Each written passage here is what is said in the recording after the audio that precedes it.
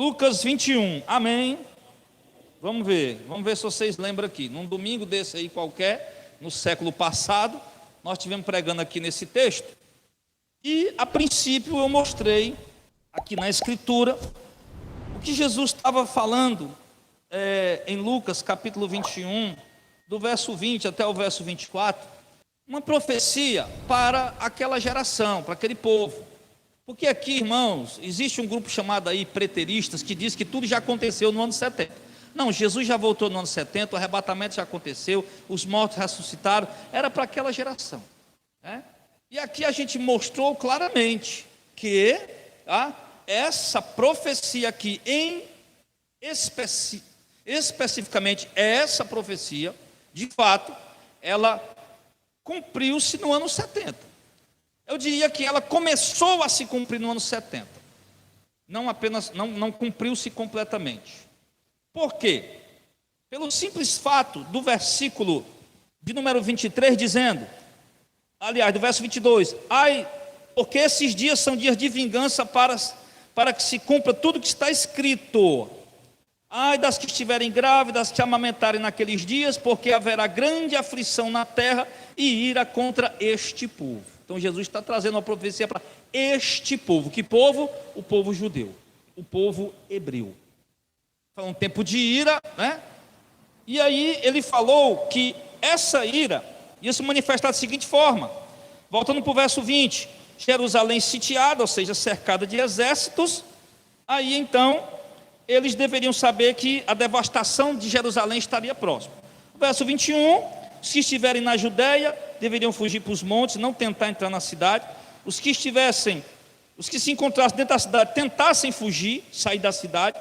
E os que estivessem no campo, não tentassem entrar na cidade, tá?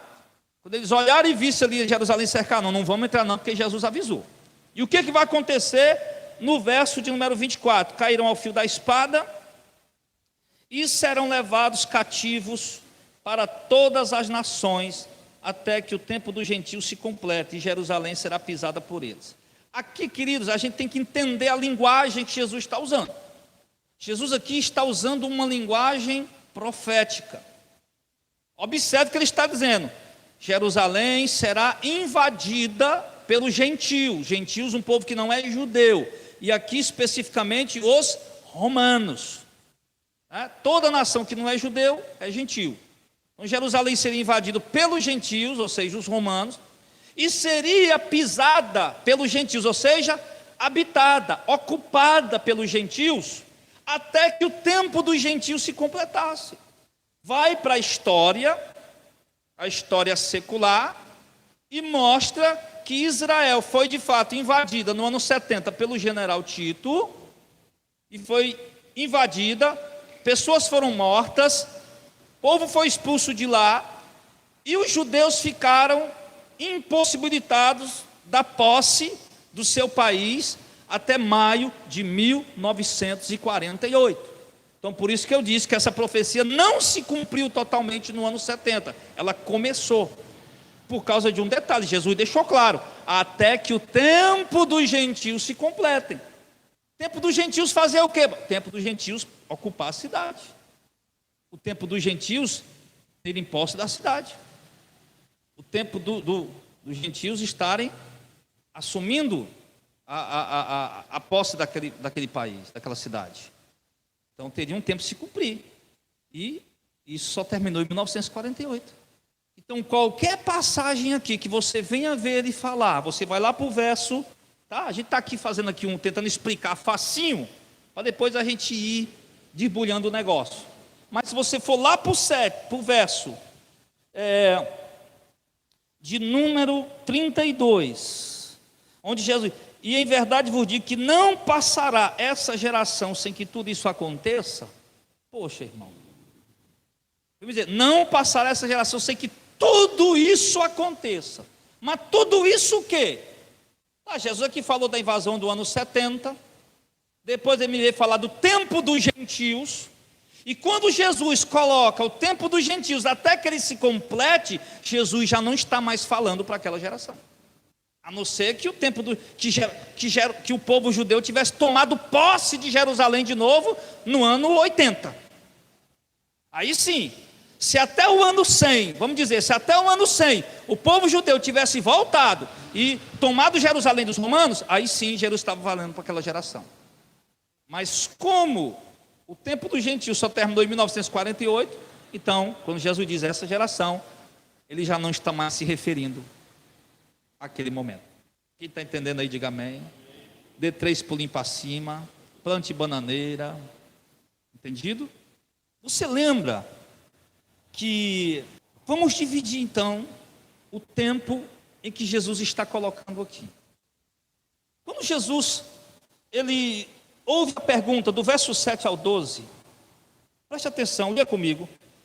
Perguntaram: mestre, quando sucederão essas coisas? Que sinal haverá quando essas coisas tiverem a acontecer para se cumprir? Jesus respondeu: vejam que vocês não sejam enganados, porque muitos virão em meu nome dizendo eu sou o Cristo, chegou a hora, não o sigam. Quando ouvirem falar de guerra, revoluções, não se assustem, porque é necessário que primeiro aconteçam essas coisas, mas o fim não será logo. Então se levantará nação contra nação, reino contra reino, haverão grandes terremotos, epidemias em vários lugares, coisas espantosas e também grandes sinais no céu. Antes, porém, dessas coisas acontecer, que coisa, Jesus? Coisa espantosa, grande sinal no céu, terremotos, tsunami, não sei o que mais, tal, essas coisas iam acontecer. Antes dessas coisas acontecer, lançarão mão de vós, vocês serão perseguidos, Jerusalém será sitiada. Observe que Jesus aqui, irmão, ele começa a dividir o tempo em que ele está colocando as coisas. Jesus está dizendo: olha, vai vir um tempo que vai surgir falsos messias, dizendo que sou eu. Vai vir um tempo em que vocês vão ver muitos terremotos, revoluções, nação contra nação, reino contra reino, grandes tsunamis, sinais no céu extraordinário. Vai vir esse tempo, mas antes desse tempo, desses acontecimentos chegarem, primeiro vai vir uma perseguição contra vocês. Vocês vão ser perseguidos. E a nação de Israel vai ser cercada, o templo vai ser destruído e ela vai ser ocupada até 1948. Aí agora Jesus volta a falar, aí ele faz essa pausa, esse intervalo, fala do que vai acontecer com os discípulos, com a igreja primitiva, com o povo de Israel no ano 70. Agora ele continua o que ele parou no verso de número 11. Presta atenção. Aqui, irmão, a gente ensina aqui igual criança no jardim.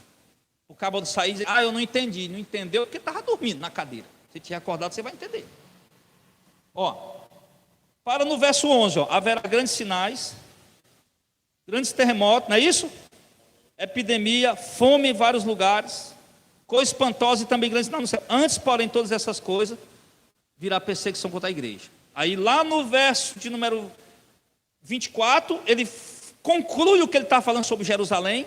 Cairão ao fio da espada, serão levados cativos para todas as nações, até que o tempo do gentio se complete, Jerusalém será pisada por eles. Aí no verso 25, Jesus retoma os sinais que vai acontecer lá na frente, centenas de anos depois.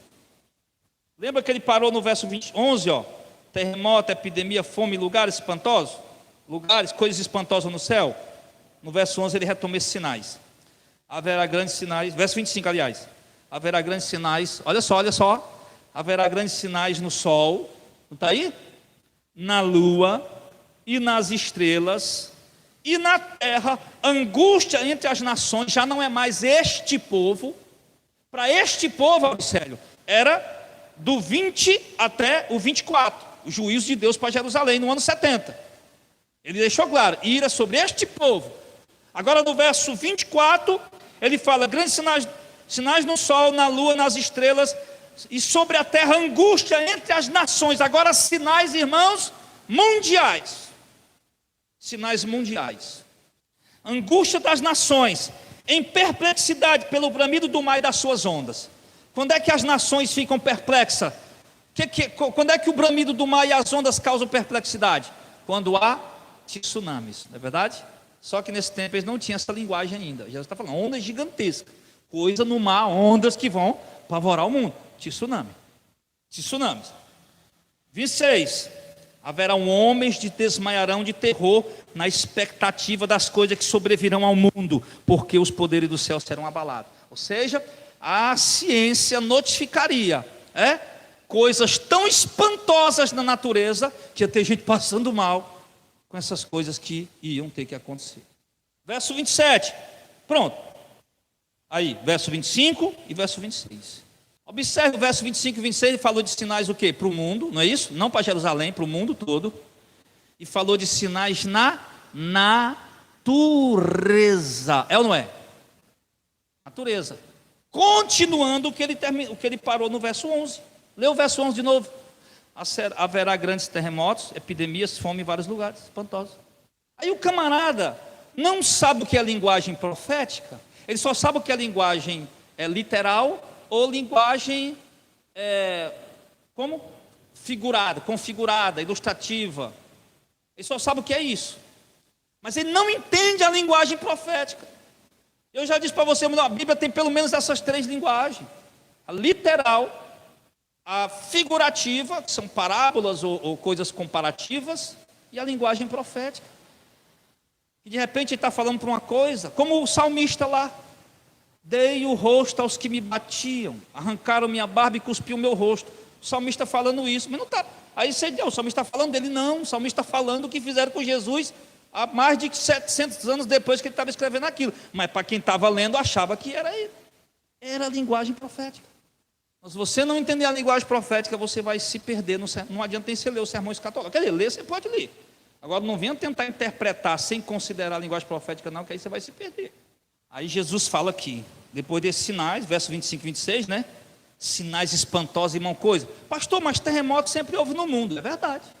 Terremoto sempre houve, sinais no céu sempre houve, essas coisas. Mas Jesus fala aqui de uma intensificação desses acontecimentos. Uma intensificação. Quando fala que a terra geme com dores de parto, a terra vai envelhecendo, né? envelhecendo, e as coisas que acontecia esporadicamente, um tsunami, um terremoto, alguma coisa do tipo, o fato da terra estar envelhecendo, ela vai intensificando esses acontecimentos. São as dores de parto, as contrações. O que durava 1 hora, agora dura 45 minutos. Contração para a mulher que está para dar luz, para parir, para ganhar neném. O que durava 45 minutos, cai para 30 minutos. As dores param, aí daqui 15 minutos ela vem de novo. Para daqui 10 minutos ela vem de novo. Para daqui 5 minutos ela vem de novo. Para daqui 1 minuto vem de novo, o menino nasce. Então essas contrações, dessas dores de parto na terra, claro que não é 15 minutos, 10 minutos, aí é séculos. Séculos. E tem se intensificado. A quantidade de pessoas que têm morrido nas últimas décadas, ou nos últimos séculos, por conta de terremotos, por conta de tsunamis, por conta de desastres na natureza, é muito maior, é gigantescamente maior, olha a redundância, do que o que acontecia antigamente. Jesus está falando. Então como é que nós vamos identificar os sinais no céu? Sempre aconteceu, por conta da intensificação. Está intensificando. Mas ele também falou de revoluções, guerras, rumores de guerra e tudo mais. Tudo isso. Aí então, depois, quando essas coisas estivessem acontecendo, ele fala no verso 27, então se verá o Filho do Homem vindo numa nuvem com poder e grande glória. Ou seja, Jerusalém já foi invadida no 70, já foi destruída. O tempo dos gentios foi até 48, já se completou. Depois agora, a questão agora não é mais essa coisa do tempo dos gentios já em Jerusalém. Agora Jesus fala, agora vamos ficar de olho, claro, em Jerusalém sempre, mas agora também os sinais na natureza. É quando vocês virem essas coisas acontecer, então verá o Filho do Homem vindo nas nuvens com poder e grande glória. Quando? Dia? Não sabemos. A hora? Não sabemos. Ora, ao começarem essas coisas a acontecer, alegrem-se e ergam a vossa cabeça, porque a vossa redenção se aproxima. Não é porque Jesus estava ministrando esse discurso para os 12, que ele estava dizendo isso especificamente para eles. Quando vir essas coisas acontecerem, saberem que está próximo o fim. Pastor, mas Jesus está falando para os 12. Então os 12 vão ver todas essas coisas acontecer, então o fim está próximo, é para os 12. Não, ele estava de fato falando para os 12. Mas na verdade não era para eles apenas essa palavra. Para eles era do verso 20 ao 24. Qual a base que o senhor tem para estar dizendo isso? O que diz a carta aos Hebreus, que diz que os profetas ministravam, mas não eram para eles. O que os profetas estavam ministrando, alguns achando que era para eles, para aquela relação, mas não era para depois. Paulo, o Hebreus fala isso. Ou seja, o profeta estava lá pregando, ministrando coisas, mas na verdade, o povo achava que era para eles, alguns pensavam que era para eles, mas não, eram coisas para o futuro. É como Daniel ficou sem entender aquela revelação. Daniel, mas Senhor, eu estou entendendo quando essas coisas. Daniel, fica tranquilo, porque você lá para o tempo do fim. Fecha o livro, sela o livro, o saber vai se multiplicar, os homens vão correr de um lado para o outro, o Lula vai ser eleito. Mas você fique tranquilo, porque ainda é lá para o tempo do fim, lá para frente. Então tem coisas, irmão, que os profetas estão falando, que parece estar falando para aquele povo de fato. Mas na verdade não era exclusivamente para eles, era para uma geração futura. Exatamente. Quando acontecerão essas coisas, qual será o sinal da tua vinda, né? Aí Jesus falou daquelas coisas que aconteciam em Jerusalém, no final da vinda dele. Muito bom. Bem lembrado, para ficar mais claro ainda. Então, pessoal, entenda que Jesus aqui, como lembrou Auricélio, ele estava dando duas respostas. Uma, quando serão essas coisas? Quando que o templo vai ser destruído? Jesus já deu o sinal. E qual vai ser o sinal da tua vinda? Agora ele está dando o sinal da vinda dele. Então, Jesus fala, quando começar essas coisas a acontecer, exultem, alegrem, erga a vossa cabeça, porque a vossa redenção se aproxima. Tanto é que quando Paulo começou a ver aquela perseguição lá contra o judeu, começou a escrever, ó, Jesus está voltando. Por isso está cheio de passagens na Bíblia, Jesus está voltando, ele está vindo breve ele está vindo, breve ele está voltando. Porque estavam vendo os sinais se cumprir, mas os sinais que eles estavam vendo se cumprir eram os sinais para os judeus. Agora, meu irmão, eu vou te falar uma coisa, que essa geração de 1948 para cá, todos os sinais já que nós vimos que aconteceu com o judeu, terminou em 1948, e de lá para cá, os acontecimentos que vêm acontecendo no planeta Terra, revoluções, guerra, rumores de guerra, epidemia, praga, peste, terremotos, essas coisas todas, aí sim, nós estamos vendo a complemento do cumprimento da profecia. Aí sim essa geração pode levantar os olhos para cima e dizer, ver essas coisas acontecer e exultar, porque a nossa redenção está próxima. Aí ele diz, quando essas coisas começarem a acontecer, erguei os olhos à vossa cabeça, porque a vossa redenção se aproxima. Verso 29, e ainda lhes propôs uma parábola dizendo, olhe para a figueira e todas as árvores, quando começam a brotar, vendo-a, sabei por vós mesmo que o verão se aproxima. Assim também, quando vocês virem essas coisas acontecerem, sabei que está próximo o reino de Deus. Em verdade vos digo que não passará essa geração sem que tudo isso aconteça. Passará o céu e a terra, mas as minhas palavras não passarão. Se Jesus está dizendo que passa o céu e a terra, mas a minha palavra tem que se cumprir, então se ele voltou no ano 70, ele voltou antes do tempo do gentio se completar. Então a palavra dele não se cumpriu. Se Jesus tivesse voltado no ano 70, o restante da profecia não teria se cumprido, porque o tempo do gentio só se completou em 48. Mas ele está dizendo, irmãos, quando vocês virem essas coisas, quando sabem que está próximo a vossa redenção, está falando para a geração futura. Assim, em verdade vos digo, não passará essa geração sem que tudo isso aconteça. Quando ele fala tudo isso, ele está falando do cumprimento para os judeus e o cumprimento para as nações. É o que nós estamos vendo depois de 1948 para cá. Tudo isso acontece, não passará essa geração sem que tudo isso aconteça. Aí eu pergunto, até o ano 70 tudo isso já tinha se cumprido?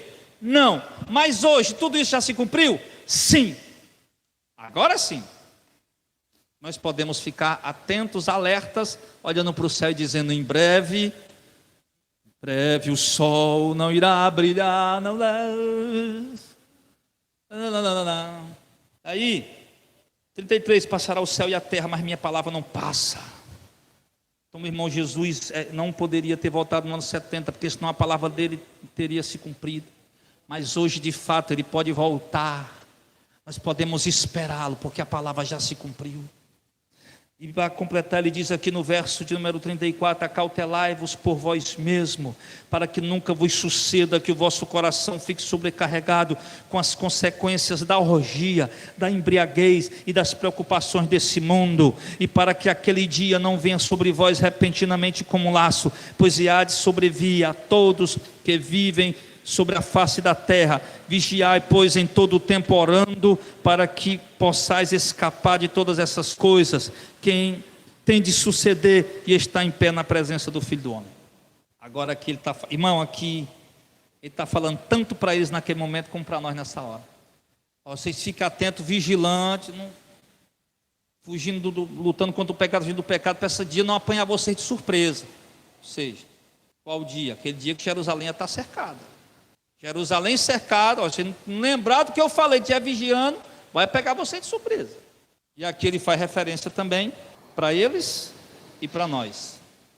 Porque a vigilância, irmão, ela deve ser uma marca na vida do crente. Tanto daquela geração, como das gerações futuras que somos nós. A vigilância, atentos, atenção, para que esses dias não nos apanhem de surpresa, que virá como um laço, repentinamente, sobre todos que habitam na terra. Ninguém vai escapar, todos vão ter que passar por esse dia. Então, meus queridos, eu vos afirmo, em nome do Senhor Jesus, sim, que parte dessa profecia já se cumpriu, e as outras partes nós estamos olhando para a história para trás e vimos que se cumpriu, olhamos para o presente e vendo-a se cumprir, até um futuro, creio que breve, para que possamos ver de fato o Senhor nas nuvens, com poder e grande glória, vindo buscar a sua igreja. Vamos ficar de pé, vamos louvar o Senhor e vamos convidar os obreiros que vão servir a ceia para se aproximarem em nome de Jesus.